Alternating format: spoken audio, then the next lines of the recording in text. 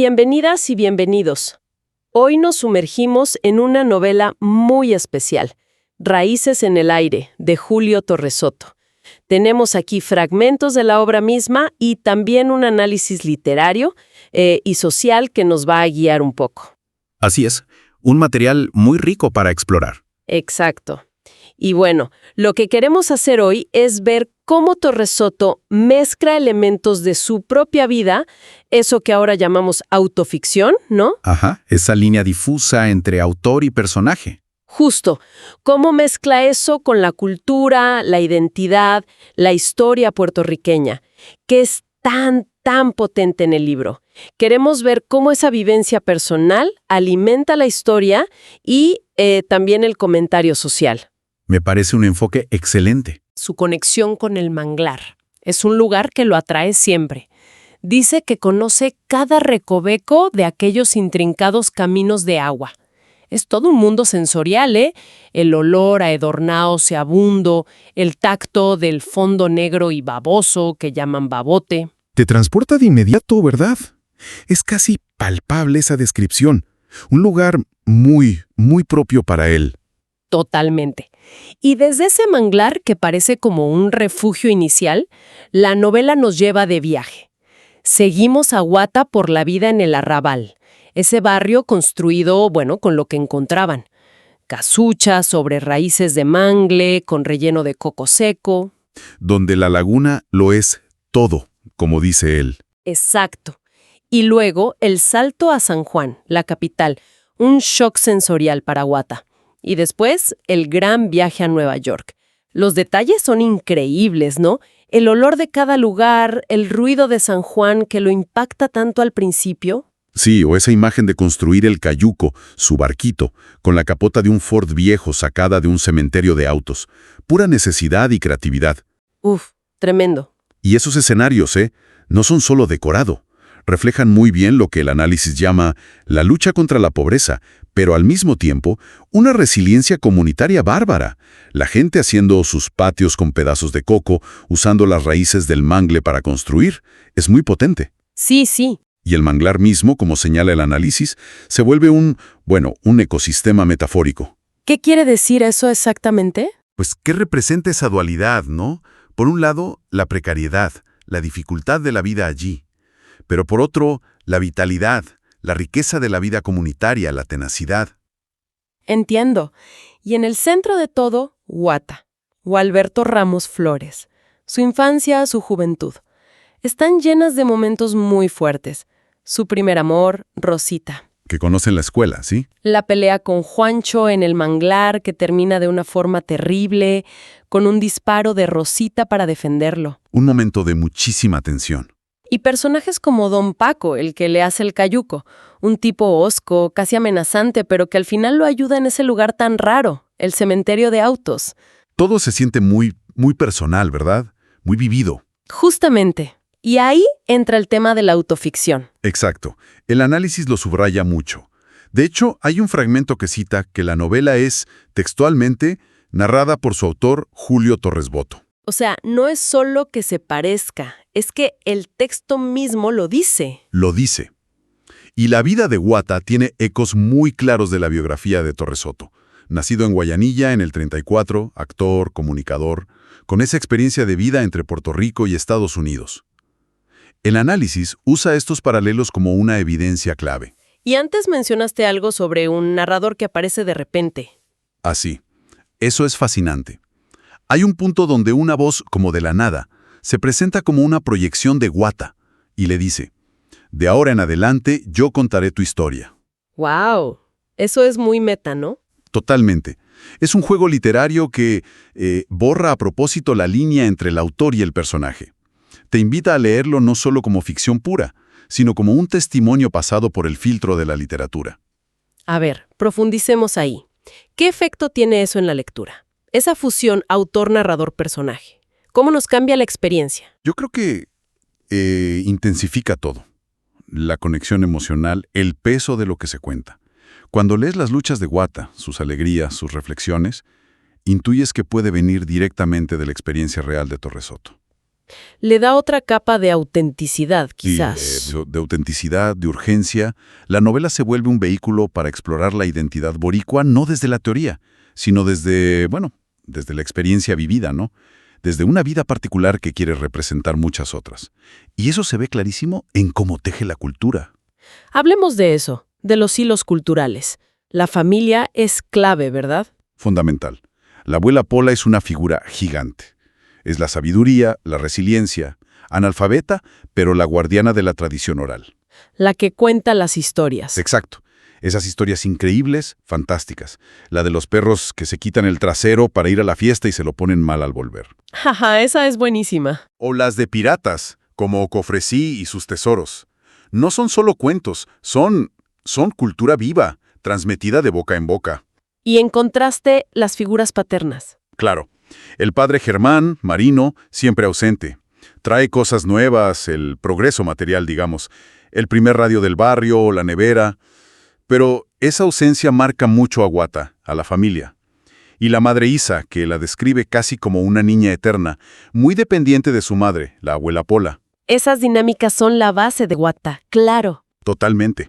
Y la cultura se siente también en lo sensorial. La comida, la música, cómo hablan. La comida es muy importante, ¿cierto? Importantísima. Y muchas veces ligada a sobrevivir o a momentos clave. Los pasteles que hacían para vender. Ajá. O la polenta de pajaritos que Guata deja de comer después de un incidente muy triste, cuando mata sin querer a Caruso, un pajarito cantor del mangle que era como su amigo. Uf, qué fuerte. O el mondongo que preparaba la abuela. Son sabores que te anclan a la memoria, a la identidad. ¿Y la música? Mencionaste el radio. El radio fue clave durante la Segunda Guerra. Era el centro social para oír las noticias del frente. Conectaba ese pequeño arrabal con el mundo. ¡Wow! Luego Guatape aprende violín con Don Pedro y más tarde en Nueva York la salsa. La novela habla de la salsa no solo como música, sino como un movimiento social. Un espacio de afirmación cultural para los boricuas y otros latinos allá. Exacto, un lugar para encontrarse y resistir. Y el lenguaje en sí mismo también es un tema. Fundamental. Los diálogos buscan ser auténticos, usan palabras como babote, cayuco, güiro, plena. Te meten en ese mundo. Sí, pero también se reflexiona sobre el lenguaje. ¿Cómo suena el acento boricua en Nueva York? ¿Cómo se defiende? El idioma como parte esencial de quién eres. Y aquí es donde todo se conecta, ¿no? Lo personal, la autoficción, con lo colectivo, la cultura, la sociedad. Justo ahí. Esas vivencias tan íntimas de Guata, que sentimos tan cercanas a Torresoto, son el puente para tocar los grandes temas sociales que señala el análisis. Primero, el tema central. Identidad y diáspora. Mudarse a Nueva York lo cambia todo. Esa sensación de tener raíces en el aire. Como el título y el mangle. Exacto. Es la esencia de la experiencia migrante. La novela muestra esa lucha constante por adaptarse a un lugar nuevo, a veces hostil, sin perder tu esencia, tu cultura. ¿Y cómo se ve esa lucha en la novela? ¿Hay ejemplos? Sí, muy claros. El análisis menciona, por ejemplo, la celebración de la Nochebuena en un apartamento en Nueva York. Describen todo el esfuerzo para recrear la tradición, conseguir el lechón asado, carluchín y magapo encargándolo, llevándolo a hornear a la panadería de Don Roberto. Mantener el sabor de la isla en pleno Nueva York. Es un acto de resistencia cultural, ¿no? O las conversaciones sobre la unidad del Caribe citando a Lola Rodríguez de Tio. Cuba y Puerto Rico son de un pájaro, las dos alas. Ese sentimiento de hermandad. Pero no todo es cultural, también hay temas sociales muy duros. Definitivamente. Los temas sociales críticos están ahí sin filtro. La pobreza del arrabal es cruda, aunque también se ve la solidaridad. Como cuando defienden la laguna de los que tiraban animales muertos. Exacto, defendiendo su espacio. Pero también está la violencia de esa marginalidad, como la pelea con Juancho. Y al llegar a Nueva York, la discriminación. Directamente. El análisis cuenta la anécdota del primo de Guata, Francisco Domínguez, que es rubio, de ojos verdes. Ajá. Y en el subway, unas chicas creen que es gringo por un incidente oloroso. Y él responde, ni soy gringo ni me he tirado ese peo. Reivindica su identidad boricua más allá de cómo se ve. Qué buena anécdota. Y la propia experiencia de Guata como actor, rechazando papeles estereotipados de prietitos o pandilleros. Es luchar por una representación digna. Y el tema político, el colonialismo, que sobrevuela todo. Está muy presente y es muy crítico. El análisis destaca cómo la novela critica el estatus de Puerto Rico, el Estado libre asociado. Cita la frase de la abuela Pola. Ni chicha ni limonada. Refleja esa ambigüedad, esa falta de soberanía real. Claro. Menciona los efectos de leyes como la de cabotaje, que encarece todo, o el Acta Jones, que les dio la ciudadanía justo para mandarlos a la guerra. Carne de cañón, dice la novela. Uf. Y no es solo crítica. Ves a Guata y a Rosita en manifestaciones por la independencia, por Vieques, por Culebra. Es un compromiso activo. Entonces, volviendo al principio, esa base de autoficción es realmente la clave para entender cómo se tratan estos temas tan grandes. No es un adorno. Para nada. Es lo fascinante, creo yo, y uno de los grandes valores de la obra, según el análisis. Torresoto usa la vida de Guata, que se siente tan pegada a la suya, como el lente a través del cual vemos estas enormes cuestiones sociales, políticas, históricas. No es un ensayo, es la historia y la política hechas carne, vividas por un personaje con el que el autor parece fundirse. El análisis lo dice claro. La novela es un espejo de la experiencia de Torresoto y, por extensión, de la experiencia colectiva boricua, sobre todo en la diáspora. Bien, a ver si podemos sintetizar un poco. ¿Cuál dirías que es el gran aporte de Raíces en el Aire, vista así desde la autoficción y la cultura? ¿Qué nos deja esta exploración? Yo diría que el principal aporte es darnos un retrato tremendamente humano, complejo, lleno de matices, de lo que significa ser puertorriqueño, en la isla y fuera. Usando su vida como material, Torresoto explora la identidad no como algo fijo, sino como algo que se negocia, que se aferra a la cultura, sabores, sonidos, historias, para resistir la pobreza, la discriminación, el peso del colonialismo. Es mostrar el poder de lo personal para iluminar lo universal. Y la metáfora del título, Raíces en el Aire. Resuena muchísimo justamente por esa mezcla. Como las raíces aéreas del mangle, que toman del aire, buscan apoyo fuera del fango, pero siguen conectadas.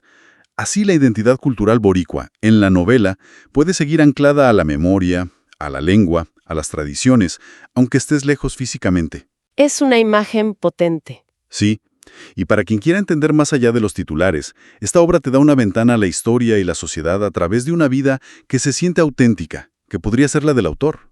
Te permite conectar de otra manera, emocional e intelectualmente. ¿Y qué relevancia tiene esto para quienes nos escuchan, más allá de conocer esta novela en particular? Yo creo que la relevancia está en conectar con una historia que, aunque habla de luchas, también está llena, como dice el análisis, de aromas, sabores y alegrías del Caribe. Es celebrar la resiliencia, la capacidad no solo de sobrevivir, sino de crear belleza y mantener viva una cultura vibrante a pesar de todo.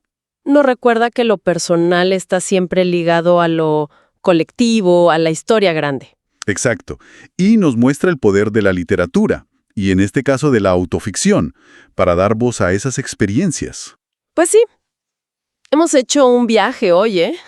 Desde esos canales del Manglar hasta Nueva York, pasando por el Arrabal, por San Juan, todo a través de Raíces en el Aire de Julio Torresoto, guiados por sus palabras y por el análisis. Y esto nos deja quizás con una reflexión para el final, una pregunta abierta.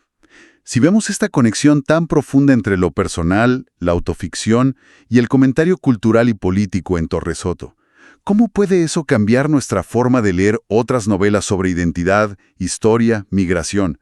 Sobre todo si sabemos algo de la vida de quienes las escribieron. Leemos diferentes y pensamos, ¿esto pudo ser real? Interesante. Y por otro lado, pensando en esas historias de la abuela Pola, ¿no? Esos cuentos de fantasmas, tesoros, perros que hablan. ¿Cuál es el verdadero poder de contar historias? De mantener viva la memoria oral, la imaginación, como una herramienta para que una cultura sobreviva frente a todo lo que busca diluirla o silenciarla. Nos dejas pensando sobre la memoria y la palabra. Exacto. Una invitación a reflexionar sobre el poder de nuestras propias raíces, las que llevamos en el aire o bien plantadas.